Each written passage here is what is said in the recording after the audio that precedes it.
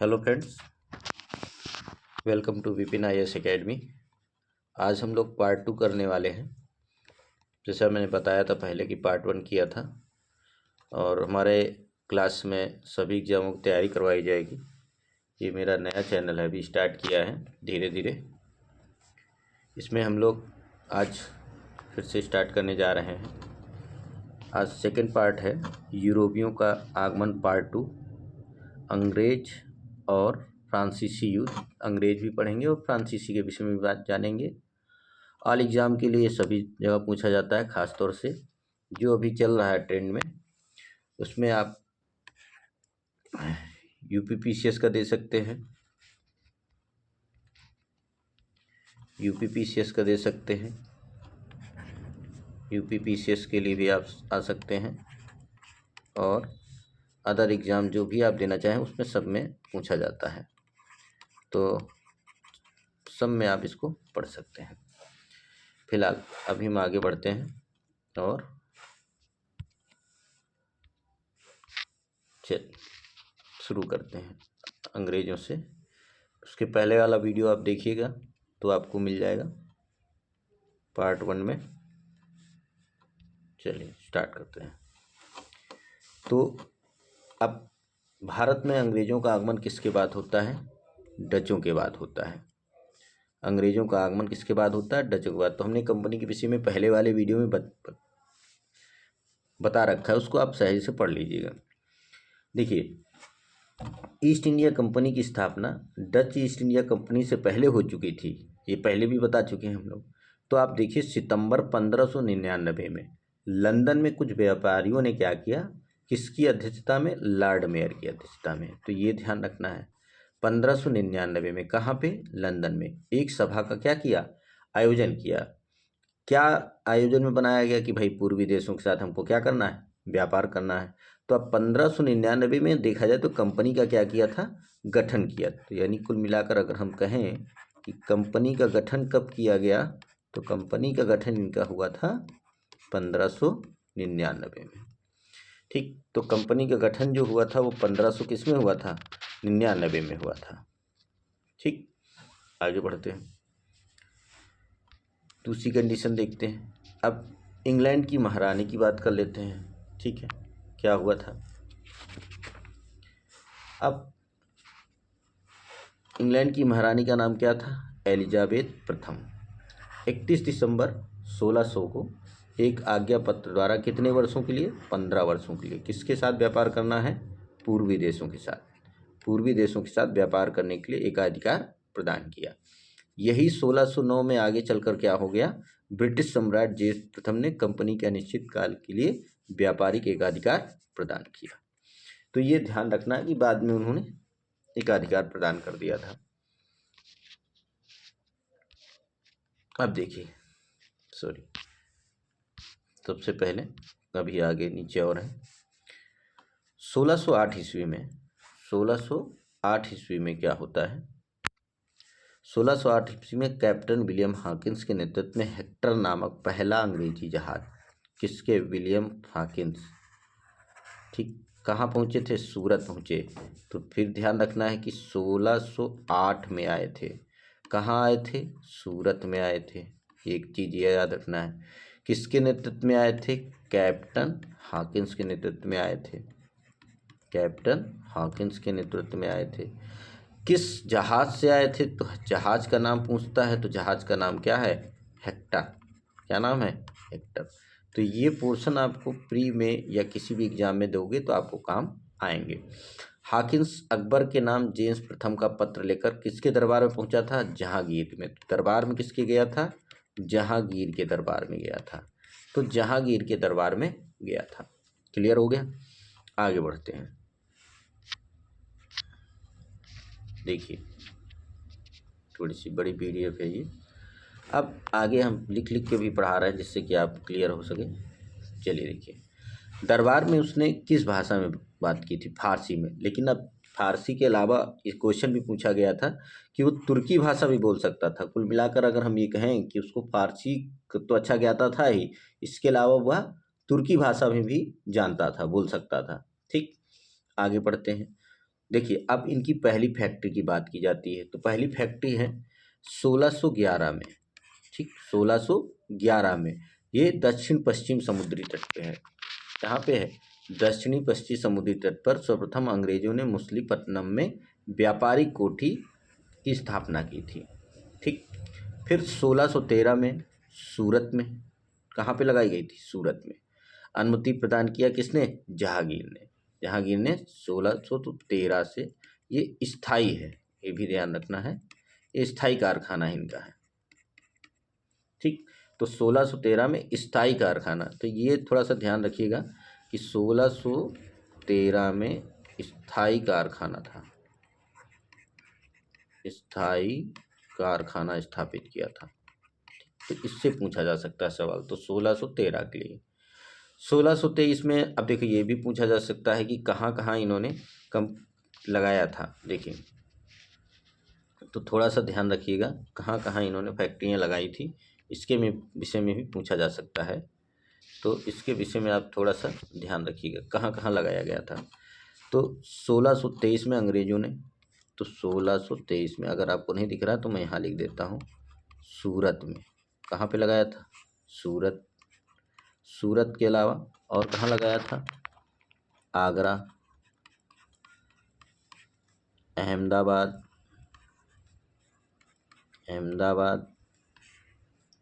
इसके अलावा मछलीपट्टनम में तो थी ही, भड़ोच में थी। ठीक, ये सब व्यापारिक कोठियाँ लगाई गई थी। फिर उसके बाद 1616 में ये भी पूछा जाता है कि इंग्लैंड की राजा कौन थे? चार्ल्स द्वितीय। चार्ल्स द्वितीय। तो चार्ल्स द्वितीय का विवाह किसके साथ हुआ था? तो अगर आपसे पूछा जाए कि चार्ल्स द्वितीय का विवाह किसके साथ हुआ है, तो राजकुमारी कैथरीन। किसके साथ हुआ था? राजकुमारी कैथरीन के साथ हुआ। पुर्तगाली राजकुमारी है ना, तो ये भी कहाँ की है राजकुमारी? पुर्तगाल की है। तो पुर्तगाली राज कैथरीन के साथ हुआ। ठीक, अब अगला क्वेश्चन क्या पूछा जा सकता है कि 1658 में चार्ल्स, अब 1658 में क्या हुआ? 1658 में चार्ल्स द्वितीय ने बम्बई का द्वीप 10 पाउंड वार्षिक किराए पर किसको दे दिया?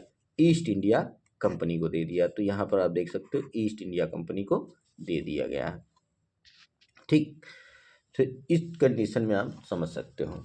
बाकी अगर आप देखोगे फिर आगे यहाँ पर क्या हुआ, बंगाल का एक सूबेदार था, नहीं नीचे नहीं दिख रहा है, थोड़ा सा अगली बार ध्यान देंगे तो हम पीडीएफ को छोटा ही रखेंगे जिससे कि पूरे उसमें आ जाए। सॉरी इसके लिए।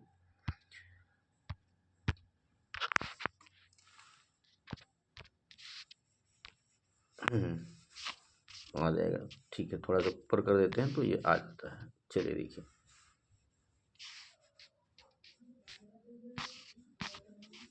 सुनिए, तो क्या हुआ 1698 में बंगाल के सूबेदार अजीम उस शान, ठीक, अजीम उस शान ने अंग्रेजों को सूतानाती, कलकत्ता, गोविंदपुर, तो नाम भी पूछा जाता है कभी कभी, तो नाम क्या है? सूतानाती,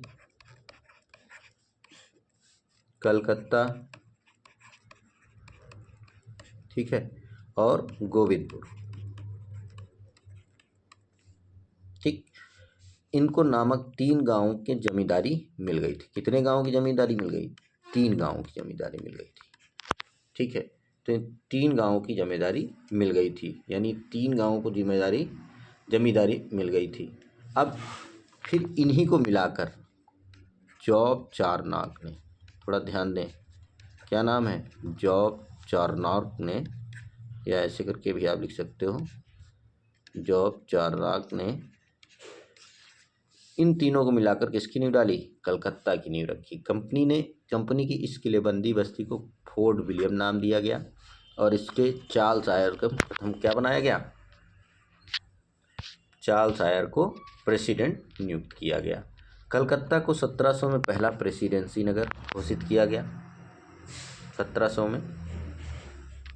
तो ये भी आपको ध्यान रखना है, कब घोषित किया गया था? 1700।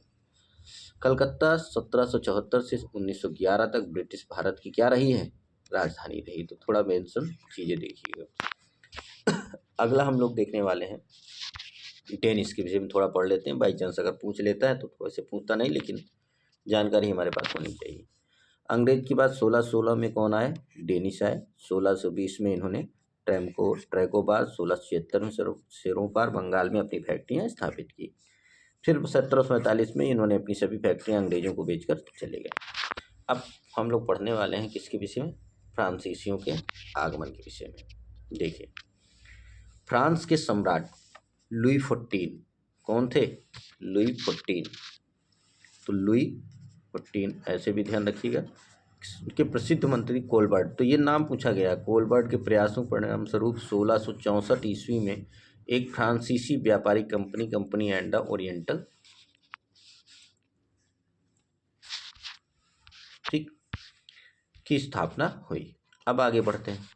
देखिए, तो कोठी आपको पढ़ना है कि भारत में फ्रांसीसियों की पहली पोठिका फ्रैंको कैरो द्वारा सन 1668 ईस्वी में कहाँ पर स्थापित हुई? सूरत में स्थापित हुई। 1669 में मछलीपट्टनम में दूसरी कोठी स्थापित की गई। 1674 में फ्रैंको मार्टिन ने पांडिचेरी में व्यापारी केंद्र की स्थापना की। डुप्ले के विषय में ज़्यादा सुन लीजिए कि डुप्ले थोड़ा इनका एक्टिव पर्सन था। तो डुप्ले प्रथम यूरोपियन था जिसने फ्रांसीसी दबदबे को बढ़ाने तथा उसे भारतीय भूक्षेत्र को अर्जित करने में उद्देश्य से भारतीय राजाओं के भाग लेने की प्रतिक्रिया की, मतलब नीति अपनाई कि हाँ, हम भारतों में कुछ राज कर सकते हैं। डुप्ले को बाद में हटा दिया गया, झगड़े में भाग लेने की नीति प्रारंभ की, चाल चलने के लिए। अब अंग्रेज फ्रांसीसी संघर्ष समझते हैं। तो अंग्रेज फ्रांसीसी संघर्ष क्या था? देखिए, अब देखा जाए तो ये 20 वर्षों तक लगभग लंबे संघर्ष चल रहा था कि आखिर सत्ता कौन चलाएगा, कौन भारत पे राज करेगा, सदा के लिए निर्णय कौन देगा कि अंग्रेज ही भारत के स्वामी होंगे कि फ्रांसीसी नहीं होंगे, तो ये क्या मुद्दा चलेगा इसमें। तो इसके लिए कर्नाटक का बहुत बड़ा योगदान है। ठीक, इसमें समय क्या हुआ था, पूरी कहानी इसका हैदराबाद को लेकर है। निजामुल आसफ जाह स्वतंत्र शासक थे और कोरोमंडल तट, उसके पीछे जो कर्नाटक कहा जाता था, ये सब मुद्दे लेकर चले थे। फिलहाल उतना डीप में जाने की जरूरत नहीं, जो मेजर पोर्शन है हम लोग उस पर काम करते हैं। ठीक, तो पहला देखा जाए तो राजनीतिक संघर्ष। अब यहाँ से हम चीज़ें ले लेते हैं। तो देखें, तो राजनीतिक संघर्ष और व्यापारिक प्रतिस्पर्धा, यही दो कारण हमने, जो अगर आप निकाल के देखते हैं तो यही दो कारण आपको मिलेंगे। ठीक, कौन कौन से? राजनीतिक संघर्ष और व्यापारिक प्रतिस्पर्धा के चलते दोनों कंपनियों के मध्य 3 युद्ध हुए, जिन्हें हम किस नाम से जानते हैं? कर्नाटक युद्ध के नाम से जाना जाता है। आगे देखें, प्रथम कर्नाटक युद्ध। अब देखिए, प्रथम कर्नाटक युद्ध के लिए आपको थोड़ा सा ध्यान ये रखना है, क्योंकि इसकी डेट पूछी जाती है। तो यहाँ हमने लिखा हुआ है, डेट पर ध्यान दें, 1746 से 48।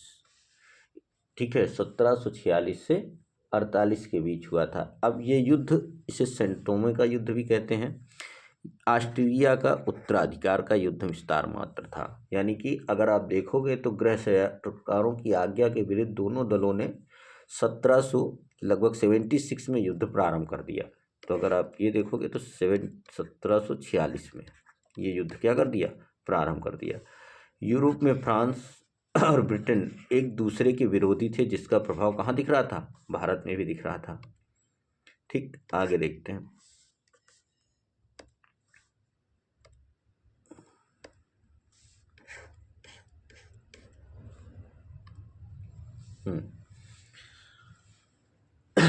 आगे देखिए, प्रथम कर्नाटक युद्ध फ्रांसीसी सेना और कर्नाटक के नवाब अनुद्दीन के मध्य लड़ा गया। इससे सेंट थोम का युद्ध भी कहा गया।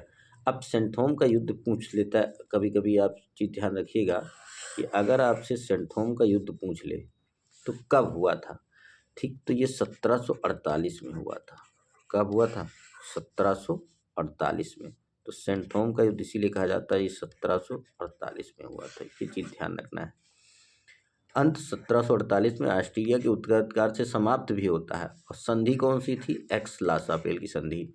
तो ये भी ध्यान रखना है, संधि भी 1700 कब हुई थी? 48 में हुई थी, 1748 में हुई थी। तो ये पोर्शन आपको कवर करना है। कर्नाटक का द्वितीय युद्ध, आज हम लोग पूरा इस पोर्शन को कर लेंगे, जिससे कि कल कुछ बचने ना पाए। हाँ, अब थोड़ा सा इस चीज़ को और समझना है, संधि में हुआ क्या था। अब ये देखिए यूपी पीसीएस 2025 में सीधा यहाँ से क्वेश्चन आया था।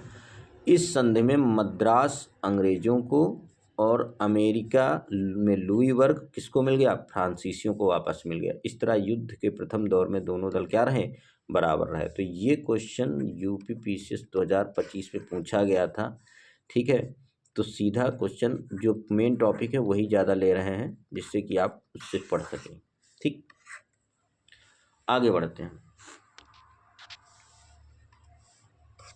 अब देखिए आगे बढ़ते हैं। द्वितीय कर्नाटक युद्ध, द्वितीय कर्नाटक युद्ध, द्वितीय कर्नाटक युद्ध के विषय में देखते हैं। कब हुआ था, 1749 से 1754 तक का इसकी घटना है। 1748 में निजामुल मुल्क आसफ जाह की मृत्यु हो गई। फिर से उत्तराधिकार के लिए संघर्ष चालू हो गया। चंदा साहब को मराठों द्वारा रिहा कर दिया गया, क्योंकि चंदा साहब को बंदी बना लिया गया था। अब आगे क्या होता है, अब इसी में एक युद्ध होता है, थोड़ा ध्यान रखिए। ये युद्ध इसलिए लिख रहे हैं, कभी कभी पीसीएस में और ये डेट पूछ लेता है और क्रम लगाने पूछता है। तो अंबूर का युद्ध हुआ था 1749 में, इसी के बीच में, यानी मुजफ्फर जंग, चंदा साहब और डुप्ले की संयुक्त सेनाओं ने क्या किया था, 1749 में कर्नाटक पर आक्रमण कर अंबूर की लड़ाई में अनवरुद्दीन को पराजित कर मार डाला। अच्छा, अब जो सबसे बड़ी चीज़ है इसमें ये पूछा जा सकता है, जो मेन पोर्शन है इसमें क्या पूछा जा सकता है कि संधि क्या हुई थी, पांडिचेरी की संधि हुई थी। ठीक, कब हुई थी, 1755 में। तो कभी कभी डेट पूछ सकता है, तो आपको सीधा याद रखना है, पांडिचेरी की जो संधि हुई है 1755 में ही। अंग्रेजी सेना की प्रधानता सिद्ध हुई। प्रत्याशी मोहम्मद अली कर्नाटक का क्या बना, नवाब बना। अब जो फाइनल आता है, जहाँ से अब भारत में कौन रहेगा, वो तृतीय युद्ध से है। इसकी डेट क्या है, 1756 से 63। ठीक है, अब देखिए 1756 में यूरोप में सप्तवर्षीय युद्ध प्रारंभ हो गया, जिससे पुनः अंग्रेज और फ्रांसी एक दूसरे के विरोध में आ गए। 1757 में एक दूसरे का आक्रमण करना शुरू कर दिया। अब उसके बाद क्या होता है भाई, देखिए अब यहाँ पर अब कंडीशन चेंज हो गई। अब आगे देखते हैं क्या होता है। बंडीवास का युद्ध थोड़ा इम्पोर्टेंट है। कब हुआ, ये निर्णायक युद्ध था।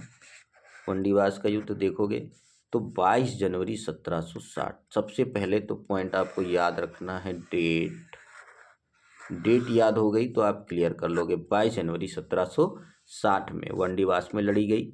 ठीक, आयरकूट के नेतृत्व में, तो कभी कभी ये पूछ सकता है आयरकूट के नेतृत्व में कौन था, अंग्रेजी सेना, और काउंट लाली के नेतृत्व में कौन था, फ्रांसीसी सेना। तो ये ध्यान रखना है, को पराजित किया। पेरिस की संधि हुई थी 1763 में। इस संधि के साथ सप्तवर्षीय युद्ध भी समाप्त हो गया। ठीक है, सप्तवर्षीय युद्ध भी क्या हो गया, समाप्त हो गया। क्लियर। और यहाँ से फ्रांसीसियों की बहुत बुरी तरह से हार हुई, पूरी तरह से नष्ट हो गए, और ये मात्र क्या व्यापारी बनकर एक रह गए। अब आगे फिर तय हो गया कि हाँ, अब भारत पर पूर्ण रूप से जो कंपनी है उनका एकाधिकार किसका हो गया, अंग्रेजों का हो गया। अब हम लोग क्या करेंगे इसके आगे, अब थोड़ा समझिएगा। सॉरी, अब हम लोग इसमें से क्वेश्चन करेंगे, एमसीक्यू करेंगे, मल्टीपल चॉइस क्वेश्चन यानी पीवाईक्यू करेंगे। ठीक है, अब पीवाईक्यू के लिए हमारे पास जो सबसे है, हम पूरा घटना चक्र करवाएंगे 2025 का।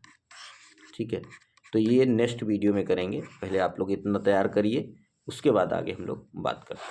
Thank you, welcome to Vipin IAS academy.